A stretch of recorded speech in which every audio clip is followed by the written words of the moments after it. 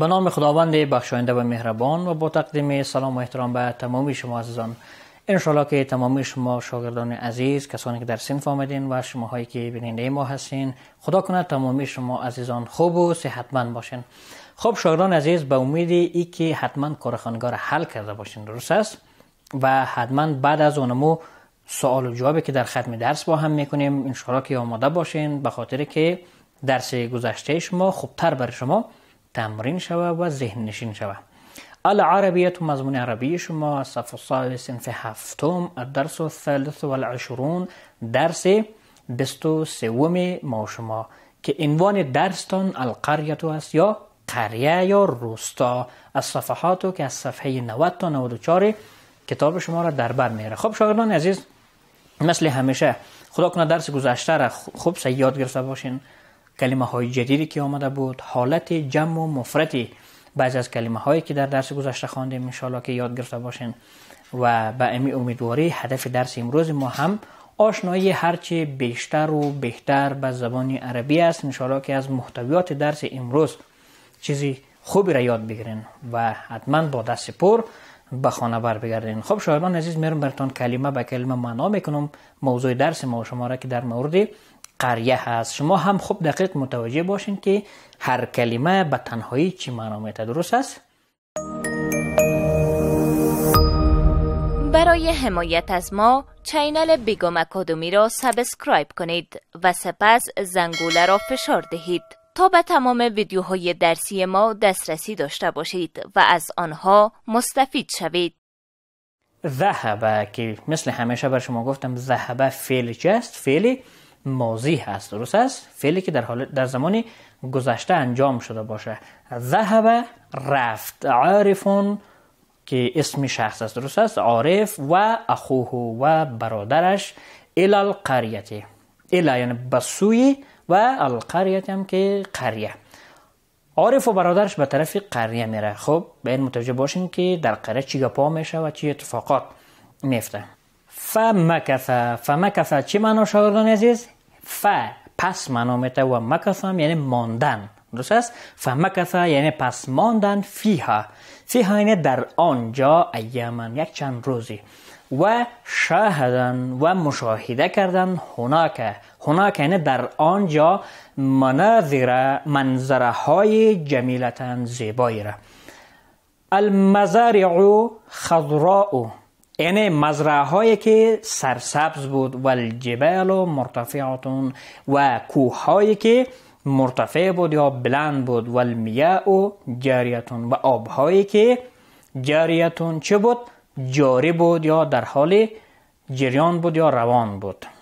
قال عارفون، عارف چی میگه شاگردان عزیز؟ میگه انا احب القریه، من دوست دارم قریه را، لان یعنی برای این که جوها آب و هوایش جمیلون چی است؟ زیبا است. تمتع استفاده کرد یا تمتع یعنی استفاده جستن یا بهره بردن میگه شاگردان عزیز، درست است؟ خب تمتع استفاده بردن یا بهره بردن، عارف و اخوه، عارف و برادرش، بالجو الجمیل، از چی؟ از آب و هوای زیبا، فی القریه در قریه.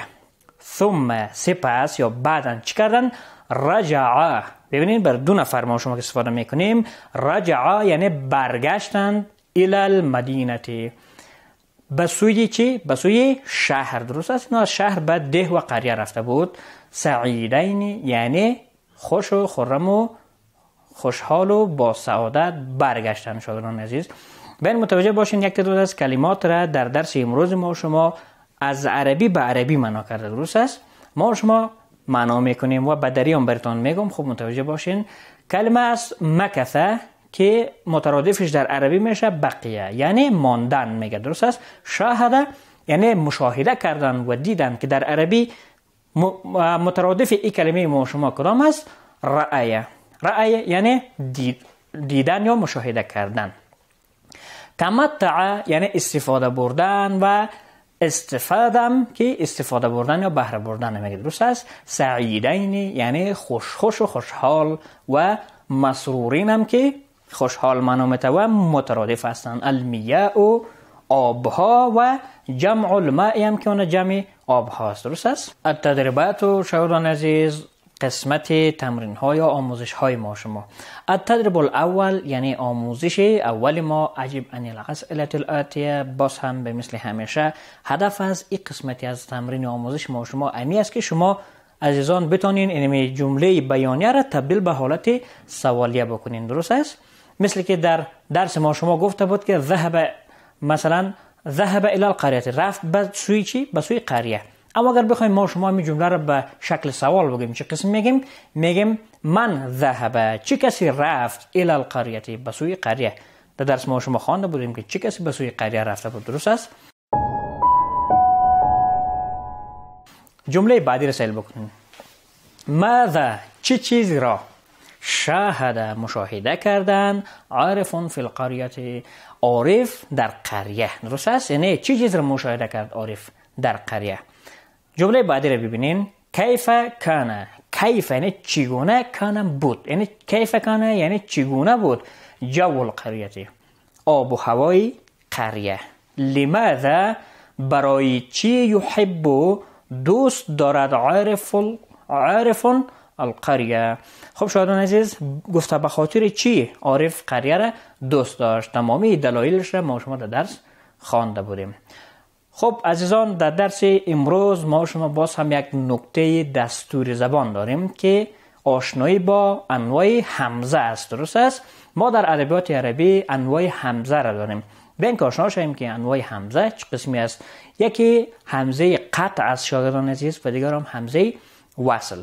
حالا هر دویش براتون معنا میکنم، براتون تعریف میکنم که چی معنا میده و شما چگونه بشناسین در جملات. خب شاگردان عزیز همزه قطع عبارت از اونمو همزه است که در اول یا در وسط دو کلمه میآید. درست است؟ در اول و وسط دو کلمه و در هر دو جا خوانده میشه که نشانه این همزه را ما شما میتونیم به حالت جداگانه ببینیم. درست است؟ یعنی حرف همزه. درست است؟ زمانی که آمد در بین دو کلمه و یا هم در شروع یک کلمه، این ما شما همزه قطع میگیم که خوانده میشه. درست است؟ یعنی تلفظ میشه که تلفظش یا صدایش یا مخرجش هم با حرف الف چه است؟ هم مخرج است یا قریب المخرج است. و همچنان شاگردان عزیز همزه وصل کدام نوع همزه است؟ همزه وصل اونمو همزه است که در اول کلمه خوانده میشه. درست است؟ و در وسط کلمه خوانده نمیشه. اگر در وسط آمد خوانده نمیشه و در اول آمد خوانده میشه. خب از کجا بشناسیم که همزه وصل چه قسمی مثلا شکل را داره که ما شما از روی شکلش بدانیم که اینمی همزه وصل است؟ همزه وصل شاگردان عزیز شاید شما متوجه شده باشین یک الفی که در بالای خود حرف صاد کوچک داره. درست است؟ یعنی حرف صاد کوچک بالای الف که آمد این را ما شما چی میگیم؟ همزه وصل میگیم. درست است؟ این بود همزه وصل که دانستیم در کجا خوانده میشه در کجا نمیشه. حالا شاگردان عزیز در آموزش سوم ما شما یا التدریب الثالث گفته ضع یعنی بگذارید علامت همزه القطع، علامه همزه قطع. درست است؟ همزه قطع که برای شما پیشتر تعریف کردم فی مکانها المناسب، در جاهای مناسبش. خب برای ما شما همزه قطع را در جاهای مناسبش گذاشته. درست است؟ حالا ما شما میخوانیمش. خب متوجه باشین انا اذهب الى المدرسه، من میروم به سوی مکتبم. درست است که اذهب رو متوجه باشین اینمی همزه که آمده همزه چی است؟ همزه قطع است. و اقرا الدرس و درس را میخوانم. اقرا متوجه باشین در این شروعش همزه قطع آمده.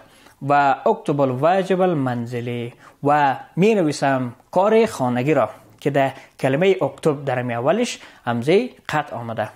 و اساعد الاسرة فی اعمال البیت و کمک میکنم. اساعد یعنی کمک میکنم اسرة خانواده را فی اعمال البیت در کارهای خانه.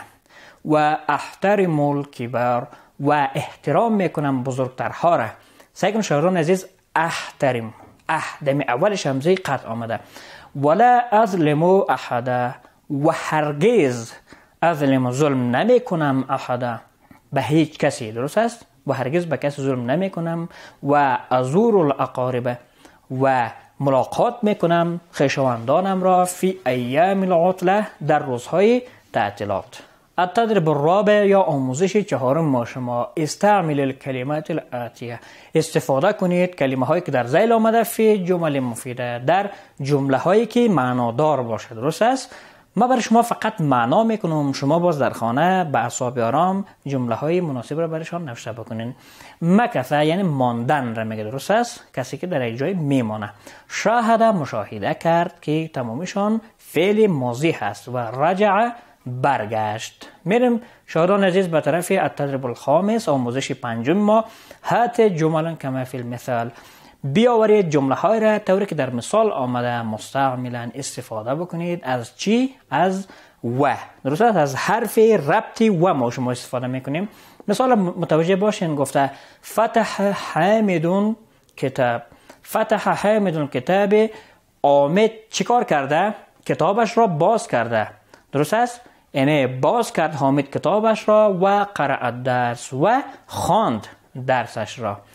شاگردان عزیز ببینید کلمه هایی که آمده شما قام و کتب، دخل مثلا جلسه، غسل اکل. درست است؟ شستن، خوردن، سافر مثلا سفر کردن، مکسم ماندن.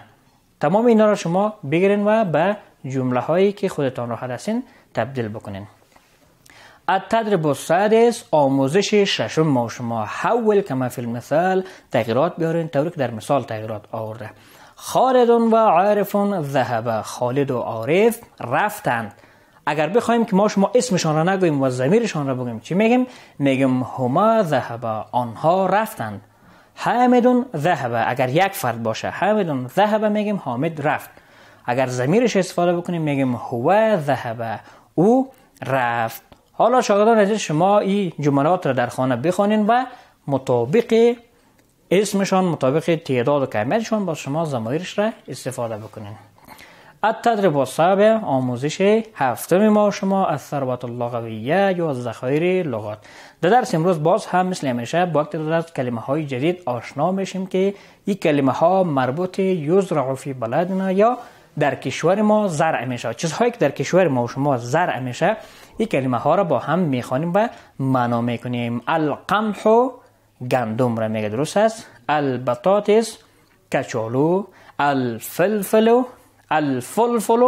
مرچ را میگه شاگردان عزیز، و الذره جواری، الطماطم بادنجان رومی، السکر انبوره، الشعیر جو، الخيار بادرنگ، الجزر زردک، الفاصولیا و لوبیا یا فاصلیه، البصل پیاز و الثوم سیر. خب شاگردان عزیز این بود کلمه های جدید. خدا کنه درس امروز یاد گرفته باشین و از کلمه های جدیدی که آمده بود و از نکات دستوری زبان که همزر ما شما امروز شناختیم انشالله که یاد گرفته باشین. میریم به طرف کارخانگی یا الواجب المنزلی.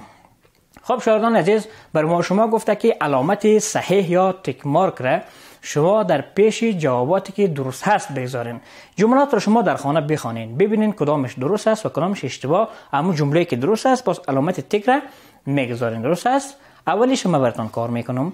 ذهب رفت، عارفون عارف الى القريه بسوی قریه، لزیارت اقاربه برای دیدن دوستان و خویشاوندانشان. به نظر شما آیا عارف به خاطر دیدن دوستان و خویشاوندان رفته بود به قریه؟ اگر میبینین که درست است علامت درست و اگر علامت اشتباه است درست است، شما باز علامت اشتباه را بگذارین. در خانه به اعصاب آرام بخوانین و این تمرین را هم حل بکنین. انشالله که موفق باشین. تا درس آینده خداوند یار و مددگار تمامی شما بود. قبل از آغاز درس بعدی وقفه کوتاه میگیریم.